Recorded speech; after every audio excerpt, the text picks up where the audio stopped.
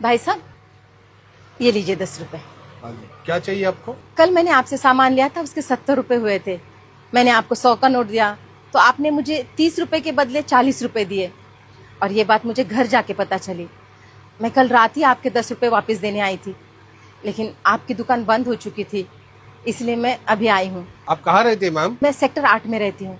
वहाँ से यहाँ तक 5 किलोमीटर, आप 10 रुपए वापस करने आए हो? अगली बार सामान लेने आती तब दे देती। और इस 10 रुपए से मुझे कोई फर्क नहीं पड़ता। भाई साहब, मेरे पति अब नहीं रहे, लेकिन वो हमेशा कहते थे किसी का पैसा नहीं रखना चाहिए। जिसका पैसा है वो चुप रह सकता है, लेकिन हमने अगर किसी के पैसे रख लिए, ऊपर वाला सबका हिसाब करता है। और हमारे किए की सजा हमारे साथ साथ हमारे परिवार को और बच्चों को भी मिलती है। नमस्ते भैया। रमेश, दुकान पे ध्यान दे, मैं आ रहा हूँ। अरे मालिक, आओ क्या? आइए आइए आइए आइए, बैठिए बैठिए।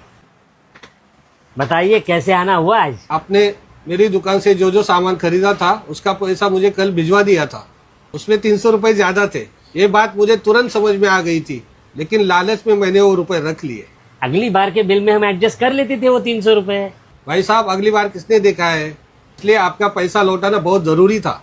ऊपर वाला कब कैसे हिसाब चुकता करे, ये किसने देखा है? शायद इसकी सजा मेरी बीवी बच्चों को भी लग सकती है। ये लीजिए आपके 300 रुपए। नमस्ते।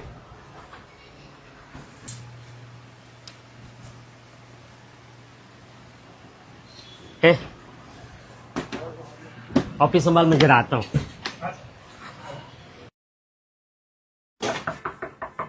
जी बेटा, घर में कोई है?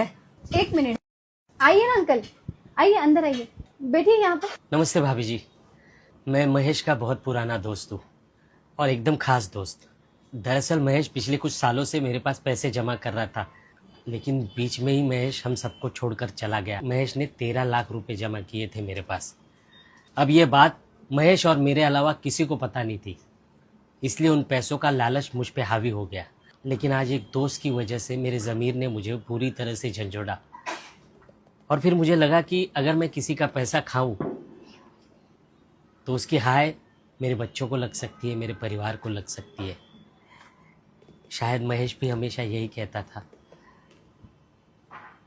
भाभी जी, ये लीजिए आपके 13 लाख रुपए। इस दिवाली आप भी किसी की अंधेरी जिंदगी में उम्मीद का एक दिया जलाएं। हैप्पी दिवाली।